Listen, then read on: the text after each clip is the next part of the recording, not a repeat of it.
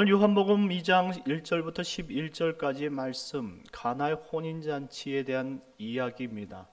이 말씀은 우리가 참 많이 들었을 거라고 생각해요. 물론 저는 여러분들과 오늘 본문을 처음 나누는 메시지이지만 이와 같은 본문은 앞전의 목사님을 통해서 많이 들었을 것이라 생각이 됩니다.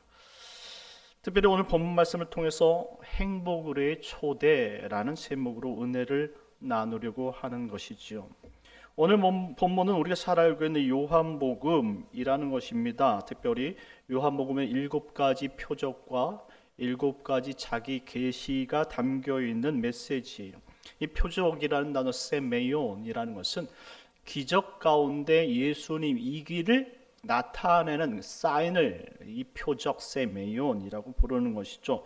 7개의 표적과 7개의 자기 계시 에고 에이미가 담겨졌다라는 것은 7이 담긴 뜻처럼 완전하신 그 그리스도가 누구냐, 바로 예수님이시다라는 사실을 강조하기 위한 말씀입니다. 그래서 이 사도 요한은 예수님의 이 기록 목적을 이렇게 담고 있는 거예요. 요한복음 20장 31절 말씀인데요, 우리 다 같이 한번 읽겠습니다. 시작.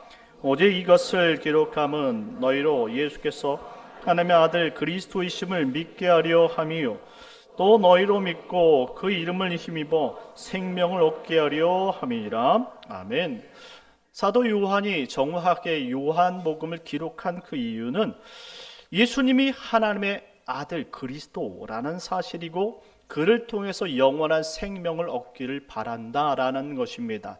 그러니 오늘 우리가 이 기록되어진 말씀 표적을 통해서 우리가 깨달아야 될 것은 우리에게 기록되어진 이 예수님이 나를 구원하신 구주시다 라는 사실과 그분을 믿음으로 말미암아 우리가 영원한 천국에 들어갈 수 있다라는 확신이란 사실입니다.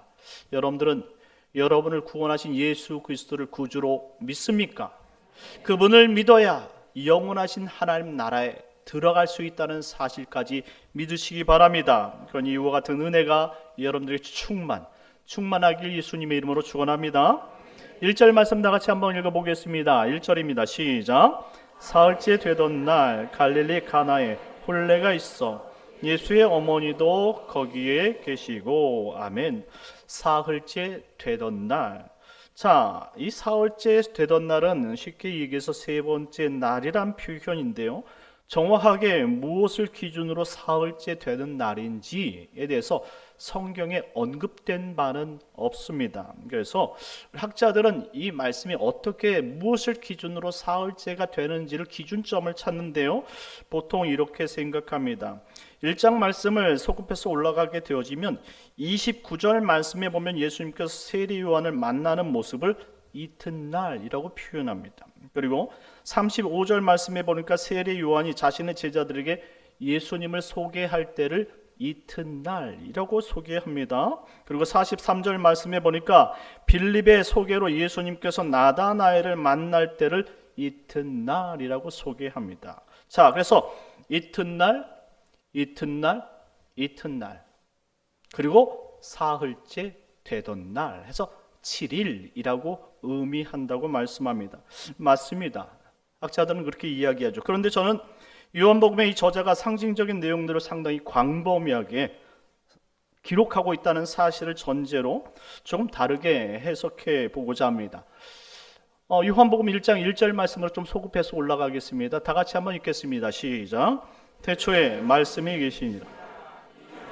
하나님과 함께 계셨으니 이 말씀은 곧 하나님이시니라. 아멘. 태초에 말씀이 계신 줄 믿으시기 바랍니다. 이 태초라는 단어가 아르케라는 태초입니다. 물론 창세기 1장 1절에 이 태초에 베레시트라는 단어가 있긴 한데, 이 베레시트는 창조의 시작점을 이야기하고, 이 오늘 요한복음 1장 1절에 기록된 이 아르케라는 이 태초는 바로 영원의 시작점을 이야기한다는 것입니다. 한마디로 이 태초는 처음이라는 단어를 포함하고 있는 것이죠. 한마디로 이 처음은 하나님의 이 존재와 구원 협약이 있었던 날을 언급하고 있는 거예요. 그리고 우리는 읽지 않았지만 아까 언급된 이튿날이라고 표현된 요한복음 1장 29절로 넘어와서 문단이 바뀌고 맥락이 바뀌어집니다. 우리 29절 말씀 읽어보겠습니다. 시작. 이튿날 요한이 예수께서 자기에게 나오심을 보고 이르되 보라 세상 죄를 지고 가는 하나님의 어린 양이로다. 아멘. 이 이튿날 이건 에파우리온이란 단어인데요. 이것을 영어로 next day, 다음이란 단어예요. 다음. 한마디로 이 다음에 하나님의 창조가 있었고 구원 협약이 있은 후 예수님께서 성육신하여 이 땅에 오셔 세례를 받았다라는 표현이죠. 이것이 다음 둘째 날이다라는 표현입니다. 이제 공생의 시작을 이야기하는 것이죠. 그리고 오늘 본문으로 문단이 바뀌면서 요한복음 2장으로 넘어가는 것이죠. 그래서 예수님의 이 처음 표적을 기록하면서 사흘째 되던 날이라고 문단이 바뀌었어요. 이 사흘째 되던 날이라는 단어가 트리토스라는 단어인데요. 바로 셋째라는 의미를 가지고 있어요. 서수로 셋째. 무슨 말입니까? 첫째, 둘째, 셋째. 한마디로 이튿날의 연소성보다 태초, 그리고 성육신, 그리고 오늘 공생의 첫 약속인 표적의 시작이다라고 말합니다. 자, 이것을 우리가 숫자적인 개념으로 이미지를 한번 생각해 볼 필요가 있어요.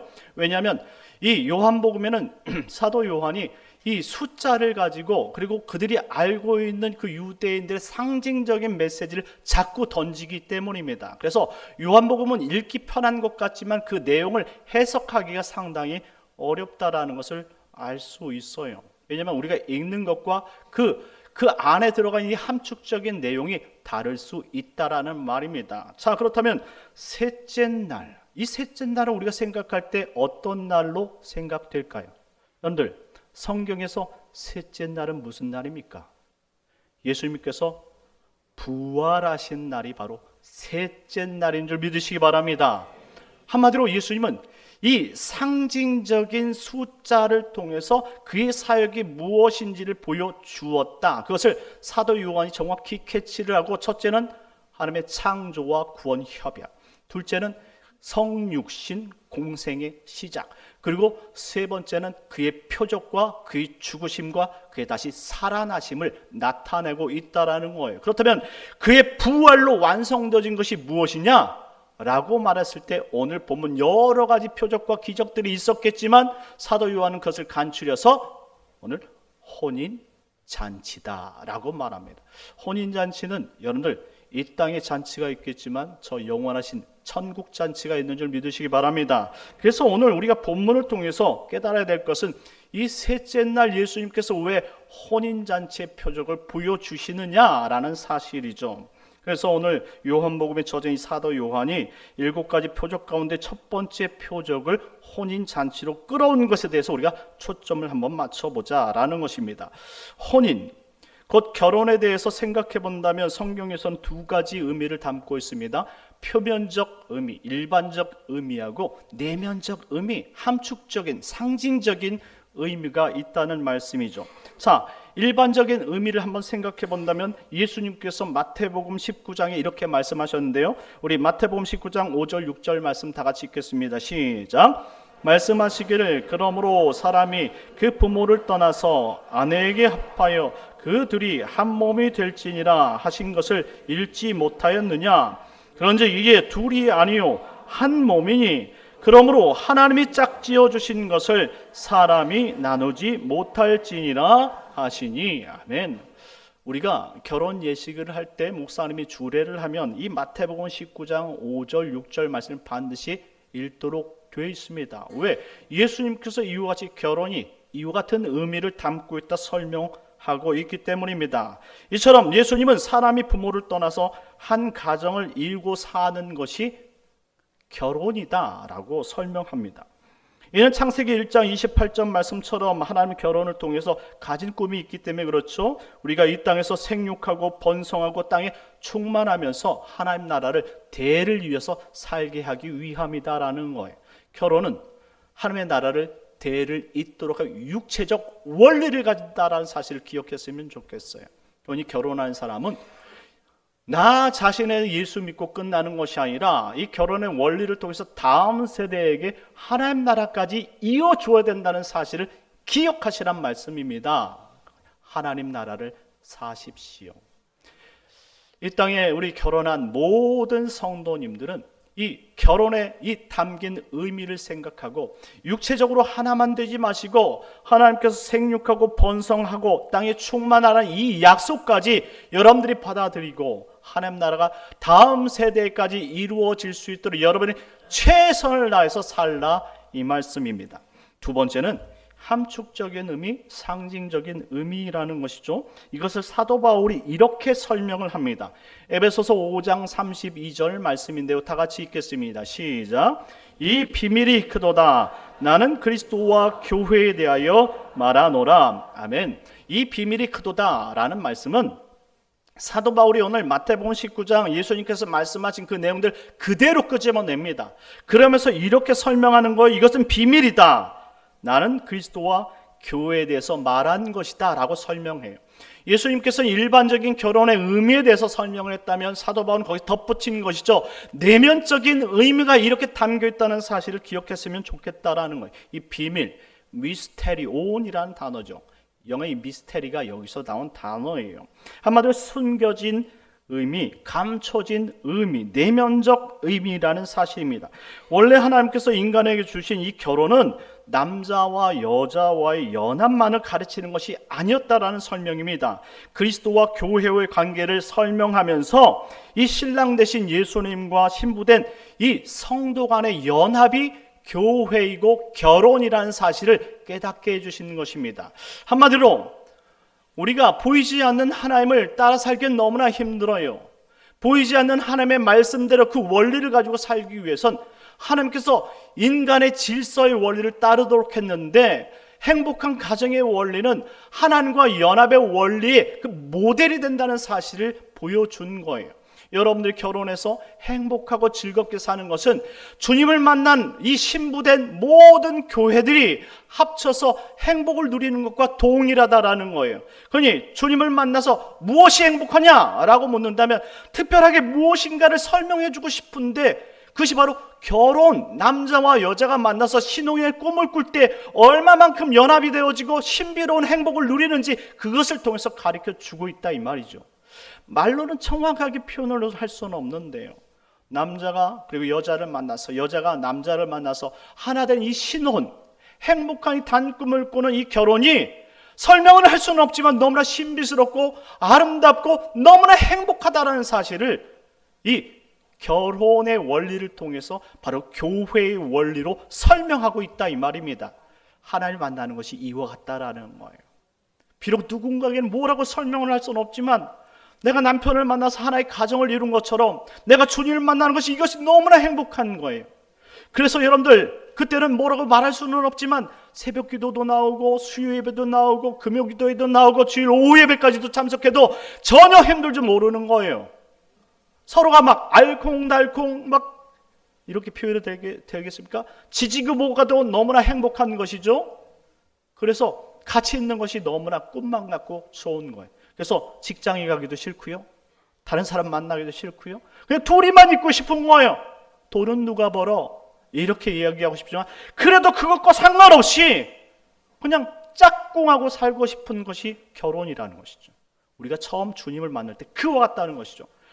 누가 뭐라고 해도 주님과 함께 하고 싶은 거예요. 그러니 새벽 기도도 금요 기도도 여러분들 수요 예배도 그리고 말하지 않아도 오후 예배까지 그냥 이로 말할 수 없을 정도로 주님 만나되 신랑 찾아다니라고 그냥 모든 시간을 다 쓴다는 것이죠. 이것이 우리에게 가르쳐준 비밀, 결혼의 원리라는 것입니다. 그러니 결혼한 사람들은 남자의 권리, 여자의 권리대로만 사는 것이 아님을 기억했으면 좋겠어요. 우리의 신랑은 따로 있다. 누굽니까? 예수 그리스도. 그분을 믿고 살아가는 것이 결국 연합이고 우리에게 보여준 결혼의 원리고, 그리고 하나님의 그 영원하신 나라 혼인잔치의 원리라는 거예요. 지금은 이 땅에서 결혼을 해도 시간이 지나면 힘들어요. 그렇죠? 서로가 마음이 안 맞아서 티격태격하기도 하고요. 여러분들 권태라는 것이 오고요. 그로 따라서 여러분들 우울증이라는 것도 오고요. 실증이 오기도 합니다. 그런 것 조금씩 느끼시잖아요. 그래서 예전엔 그런 표현 생각도 못했어요. 끔찍한 표현이죠. 아내가 남편에게 왼수!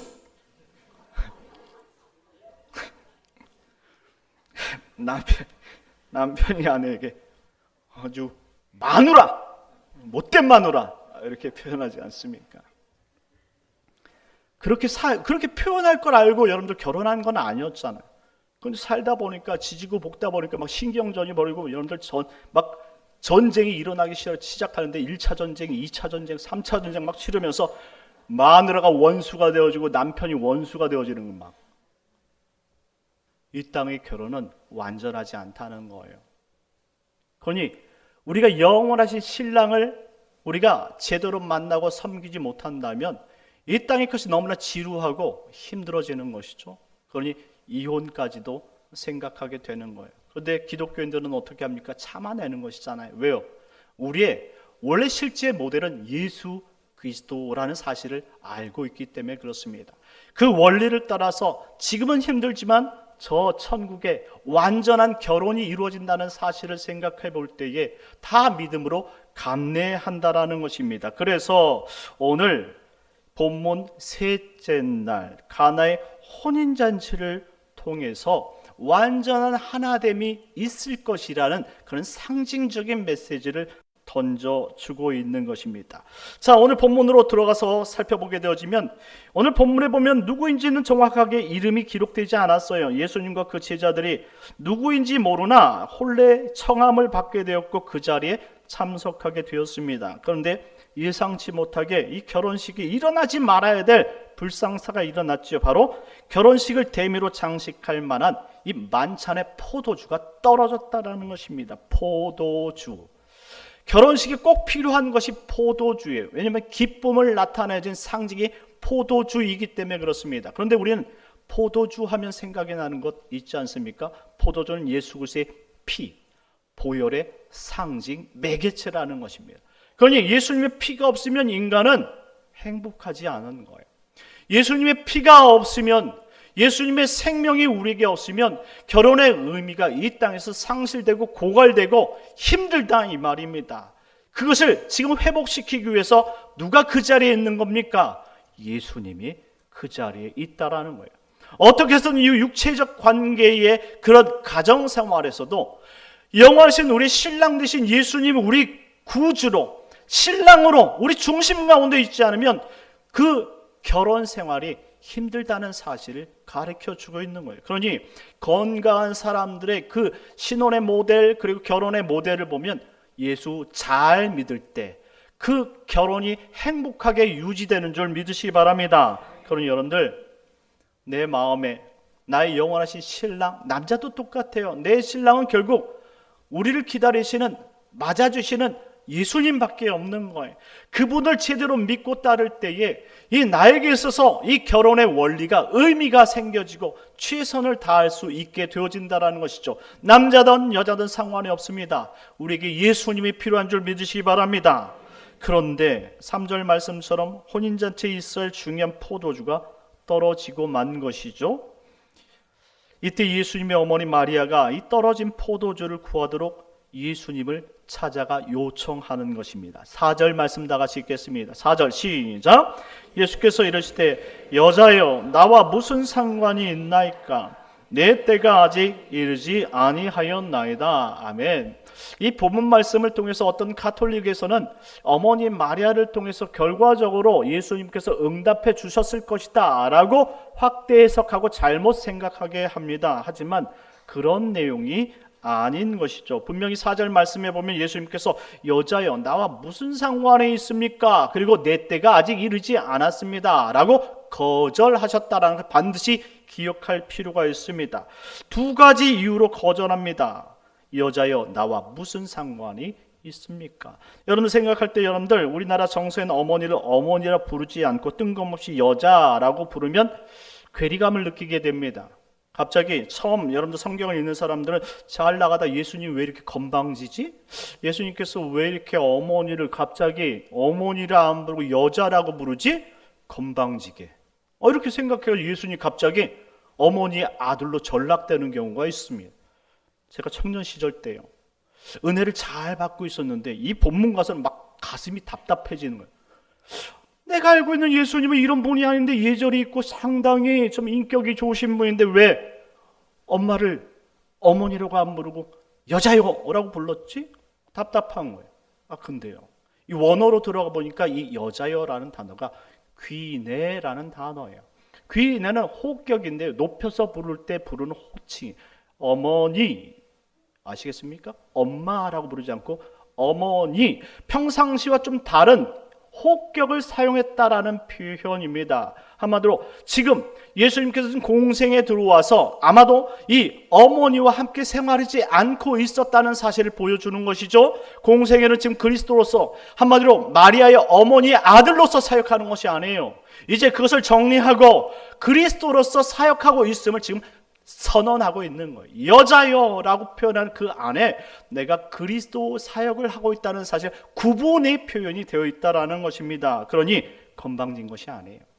한마디로 사역이 시작이 되었다라는 표현. 그리고 이렇게 이야기하죠. 내 때가 아직 이르지 아니하였다라는 것입니다. 어느 때가 이르지 않았다는 것입니까? 십자가, 죽으심의 때가 이르지 않았다는 거예요. 그러니 이 포도주와 지금 사도 요한과 지금 모든 환경 속에서 지금 예수님이 이것을 어떻게 연관지어 가고 있느냐? 바로 율법을 완성하여서 자신의 생명으로 영원한 천국잔치를 이룰 그 생명의 복음과 연관짓고 있다는 사실을 우리는 생각해 볼 필요가 있어요. 그러니 어머니 마리아의 지시에 의해서 이와 같은 표적을 베푸는 것이 아니라 내가 행하는 표적이라는 사실에 중점이 있는 것이죠.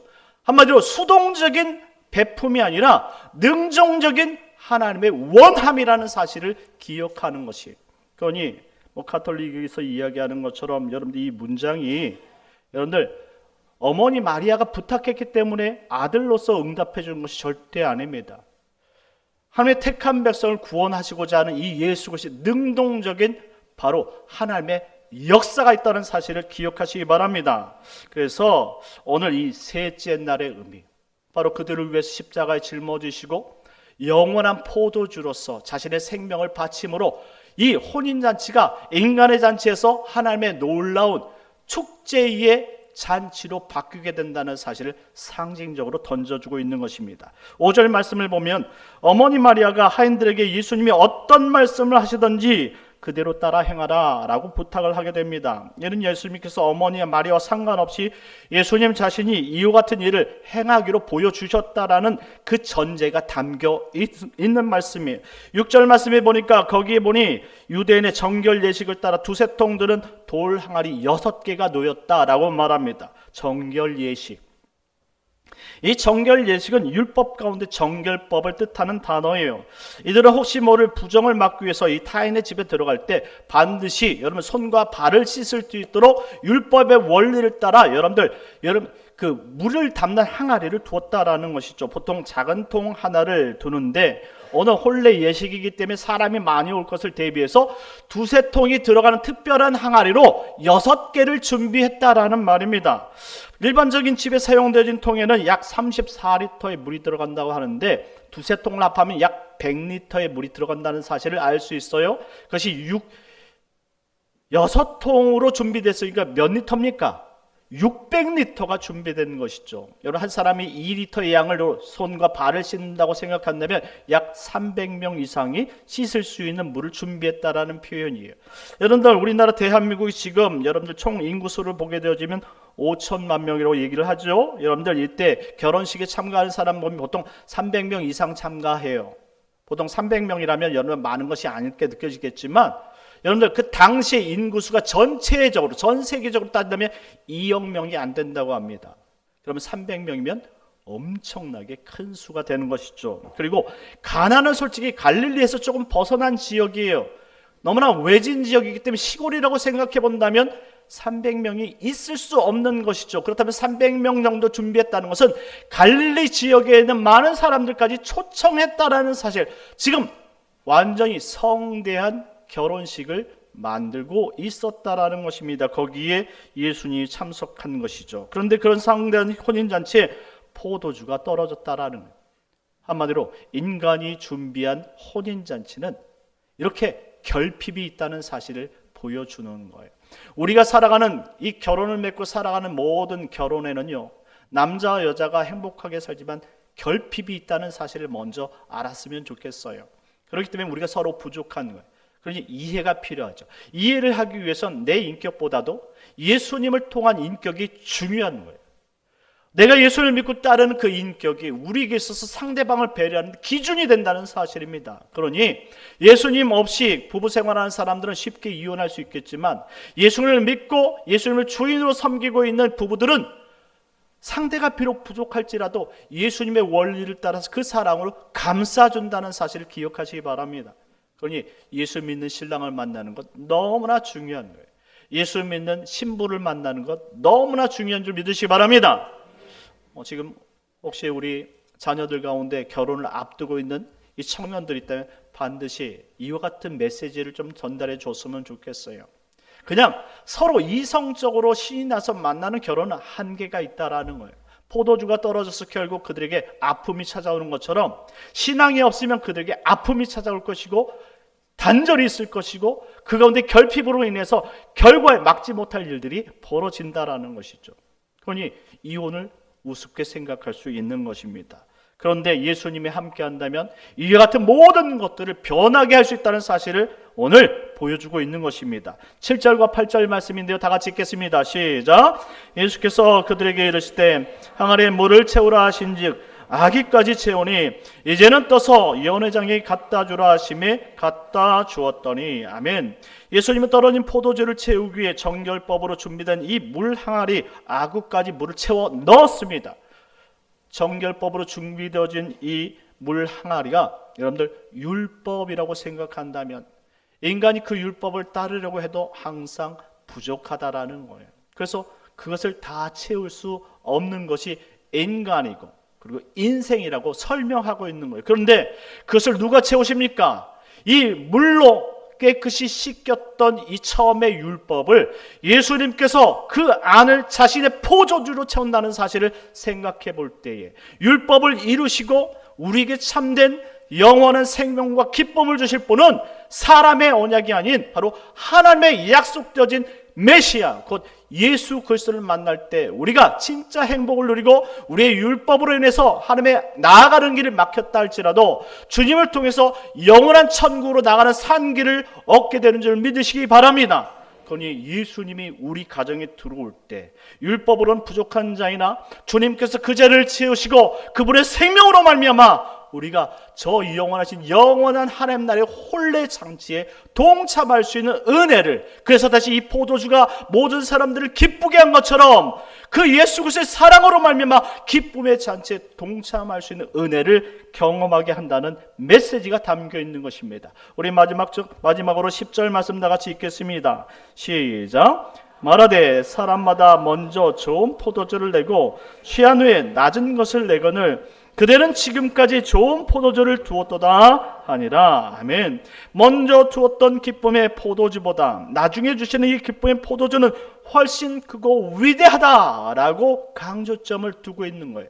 우리가 이 땅에 살아가는 것 정말 알콩달콩 한 남자가 한 여자를 만나 가정을 이룬 건 행복하겠지만 이것은 한계가 있고 이것은 끝이 있다 이 말씀입니다. 그런데 주님을 만나서 저 영원한 하나님 나라에서 사는 것은 너무나 기쁘고 완전하고 아름다운 우리 인생의 가장 귀중한 역사임의 결혼이다라는 사실을 말씀해 주고 있는 것입니다.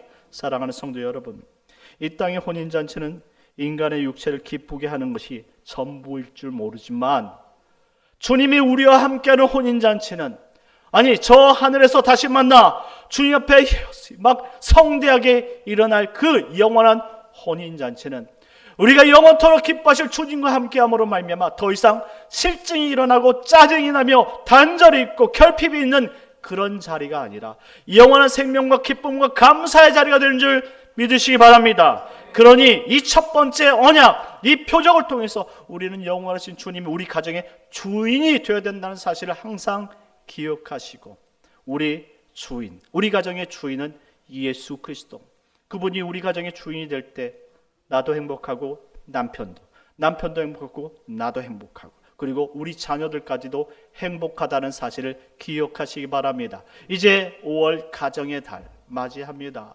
여러분들의 가정은 다 예수 믿고 가정 천국을 이루셨습니까? 여러분들, 오늘 예수님께서 가나의 혼인잔치를 통해서 이와 같이 기쁨을 만들었다면, 여러분들이 이제 우리 목포 영락교회를 통해서 예수 그리스도를 소개할 수 있는 행복으로의 초대, 그 초대장을 발부할 그럴 시기가 되었음을 기억하시고, 아직 예수를 믿지 않는 사람이 있다면 그분을 초대하서 여러분들 5월달 여러분 생명 주시는 예수님을 만나게 행복한 결혼을 꿈꾸고 영원한 하나님 나라를 꿈꿀 수 있는 복된 가정 되시기를 예수님의 이름으로 축원합니다. 우리 다 같이 기도합시다. 특별히 하나님, 이와 같이 예수님 믿고 사는 것이 가장 행복한 삶이오니 하나님 아버지, 예수님 우리 주인으로 모시고 이 땅에서 부족한 삶이 아니라 저 영원한 하나님의 약속을 부여잡고 행복한 믿음 생활하고, 올 가정달을 통해 믿지 않은 자녀들이, 믿지 않은 부모 형제가 예수 믿게 하는 계기가 되게 하여 주옵소서. 우리 주여 한번 기도하도록 하겠습니다. 주여, 하나님 아버지 감사합니다.